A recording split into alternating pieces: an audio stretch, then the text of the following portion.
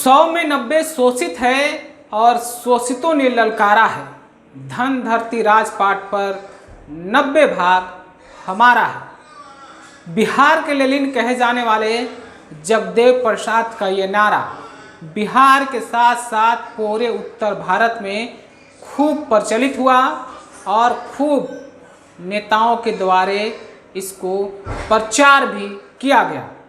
और ख़ास करके जब वो दौर 1990 का आया, मंडल और कमंडल का दौर, फिर नए समाजवाद के समीकरण ने इस नारे को, इस कहावत को, यानी कि बाबू जगदेव प्रसाद के इस नारे को खूब भुनाने की कोशिश की। राजनीति हो और देश के अलग अलग राज्य में समाजवाद के रूप में अलग अलग सरकार भी सामने आए और बिहार के साथ साथ उत्तर भारत में भी कई मुख्यमंत्री आपको मिल जाएंगे जो इस नारे के साथ 90 भाग हमारा है। समाजवादी, पिछड़े, अति पिछड़े, गरीब, दलित और मुसलमान सब तबके के लोगों ने इसको मजबूती के साथ उठाया और इस नारे पर एक साथ आकर सत्ता के शिखर तक पहुंचने की कोशिश की और पहुंचे भी। और पिछले 1990 से अगर देखिएगा तो बिहार में इसी समाजवाद और इसी नारे के तहत सरकार चल रही है। और उस सरकार में सबसे ज़्यादा अगर आखिरी कील को ठोकने का काम किया है तो मुख्यमंत्री नीतीश कुमार ने। जब मुख्यमंत्री नीतीश कुमार ने 2023 में जातीय जनगणना कराने का निर्णय लिया, यानी कि जातीय गणना हुआ और बिहार में पता चल गया कि किस जात के कितने लोग हैं, किस धर्म के कितने लोग हैं। बाबू जगदेव प्रसाद का यह नारा दम राजनीति में फिट बैठता हुआ नजर आया। लेकिन इस जातीय समीकरण में अगर आप देखिएगा तो यादव समाज जो लालू यादव के पास बड़े चेहरे के रूप में मौजूद है, बिहार में 14% की आबादी है। मुख्यमंत्री नीतीश कुमार जो वर्तमान में बिहार के मुखिया हैं, उनकी आबादी बिहार में 1.5 से 2% है। हालांकि उनकी जो पूरी समीकरण है लव कुश समीकरण में, जिसमें नीतीश कुमार की जात कुर्मी और कुशवाहा की आबादी बिहार में 2 से 2.5% के आसपास बताई जाती है। जो लव कुश समीकरण के तहत मुख्यमंत्री नीतीश कुमार आते हैं और बिहार में सियासत कर रहे हैं, लव कुश जात और लव कुश समीकरण की। इसी तरीके से अगर बिहार में आप देखिएगा तो दूसरी जातियों की बात लगातार होती रहती है। खास करके दलित में दुसाध और मांझी की, दुसाध की आबादी की अगर बात करें तो बिहार में दुसाधों की आबादी महज 2.5% है। तो पासवान की आबादी जिसको दुसाध कहते हैं, उनकी आबादी 5% के आसपास है और मांझी की आबादी 2.5% के आसपास में बिहार में है। लेकिन इन सब जातियों के अलग अलग के रूप में देखिए। खास करके आप अगर अति पिछड़ा और पिछड़ा में देखिएगा तो मल्लाह और निषाद समाज की भी जो जनसंख्या बिहार में गणना हुई उसमें आबादी 2.5% यानी 2.61% के आसपास उनकी जनसंख्या बताई गई। और बात अगर फॉरवर्ड की करें ब्राह्मण, राजपूत और भूमियार की, तो उसमें ब्राह्मणों में आबादी जो जातीय गणना बिहार में हुई 3.61 के आसपास ब्राह्मणों की आबादी बिहार में बताई गई। बिहार में लंबे समय से बिहार की राजनीति और धुरी में ब्राह्मणों का भी वर्चस्व रहा। लेकिन वक्त और हालात के साथ साथ नए समाजवाद और नए समीकरण में जो है अति पिछड़ा और पिछड़ा का बोलबाला है।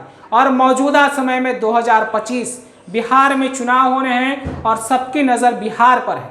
पाटलिपुत्रा की उस जमीन, अजीमाबाद की उस सरजमीन जहां सियासत खूब फली फूली, चाहे बात जेपी मूवमेंट 1977 की हो या फिर मौजूदा बिहार की हो। बिहार के गलियों में, बिहार के गाँव में हर जगह सियासत और राजनीति होती है। लेकिन इन तमाम राजनीति और सियासत से मौजूदा दौर में बिहार में मुसलमानों का कोई लीडर नहीं, कोई नेता नहीं। दावा किया जाता है कि MY समीकरण के तहत लालू यादव बिहार में अपनी राजनीति खूब चमकाया है। और M का मतलब मुसलमान, Y का मतलब यादव, जिसकी बिहार में आबादी 14% है और M की आबादी 18% है।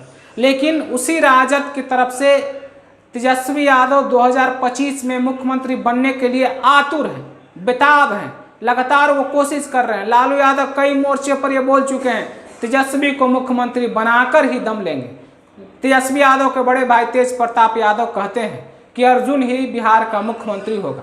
लेकिन जब मुसलमानों की बात आती है तो राजद में सन्नाटा सा पसर जाता है और इसी सन्नाटा का वाकया हम आपको बताने जा रहे हैं। दरअसल पूरा मामला जुटा हुआ है बिहार में महागठबंधन को लेकर। राजद महागठबंधन की प्रमुख पार्टी है और उसमें कई दल हैं, भाकपा माले, सीपीआई, सीपीएम और मुकेश सहनी की पार्टी भाकपा के साथ साथ शामिल है महागठबंधन में। राजद मुख्य विपक्षी दल होने के नाते महागठबंधन की सबसे बड़ी पार्टी है, जबकि कांग्रेस भी राजद के पारंपरिक गठबंधन की सहयोगी है। लेकिन बिहार में जिस तरीके से 2020 विधानसभा चुनाव में AIMIM यानी कि असदुद्दीन ओवैसी की पार्टी ने जिस तरीके से बिहार में धमाकेदार एंट्री मारी थी, चर्चाएं होने लगी। बिहार में मुस्लिम वोट को लेकर उबाल सा आ गया और कहा जाने लगा कि मुसलमानों का एक अलग तबका जो है अब राजद से बिछड़ रहा है, तथाकथित धर्मनिरपेक्ष पार्टियों का साथ छोड़ता हुआ नजर आ रहा है और असदुद्दीन ओवैसी अपनी पार्टी की मजबूत पकड़ बिहार में जमाते जा रहे हैं। लेकिन यही वो पकड़ और 5 सीट जो 2020 विधानसभा चुनाव में जीतकर MIM आई थी, सदन तक पहुंची थी, चर्चाएं बिहार में फैला दी गई, अफवाहें फैला दी गई कि तेजस्वी यादव को अगर मुख्यमंत्री बनने में कोई सबसे बड़ा रोड़ा आ रहा है, सबसे बड़ी जो मुश्किलें खड़ी कर रही है वो पार्टी है MIM यानी कि असदुद्दीन ओवैसी।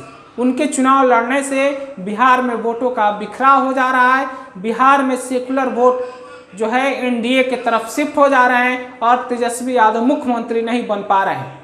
और इसी मुद्दे को लेकर MIM ने 2025 में महागठबंधन में शामिल होने का अपने तरफ से पेशकश की है, लेकिन राजद और राजद थिंक टैंक की तरफ से इसका कोई जवाब तो नहीं आया। लेकिन इतना ज़रूर राजद के राष्ट्रीय प्रवक्ता, राज्यसभा सांसद और तेजस्वी यादव के काफ़ी करीबी मनोज झा ने कह दिया कि असदुद्दीन ओवैसी को बिहार में चुनाव ही नहीं लड़ना चाहिए। समझिए, जिस बिरादरी की बिहार में जनसंख्या 18% है, 18% है, उस समाज के कोई नेता चुनाव नहीं लड़े बिहार में, उनका कोई हिस्सेदारी और भागीदारी नहीं हो। जैसा कि मैंने शुरुआत में ही कहा था, बाबू जगदेव प्रसाद की चर्चा 90% पर कब्जा करने की बात आबादी के हिसाब से की गई थी, लेकिन मनोज झा कहते हैं कि आप चुनाव बिहार में मत लड़िए और तेजस्वी यादव को मुख्यमंत्री बनाने में मदद कीजिए। देखिए कितना बड़ा बात है।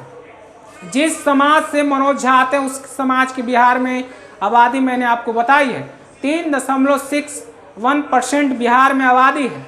कभी ये राजद को वोट नहीं करते हैं ऐसा माना जाता रहा है। जो आंकड़े आता है उसके मुताबिक राजद को ये समाज वोट नहीं करता है, लेकिन उसी समाज के नेता मनोज झा कहते हैं कि असदुद्दीन ओवैसी को बिहार में चुनाव नहीं लड़ना चाहिए और तेजस्वी यादव को मुख्यमंत्री बनाने में मदद कीजिए।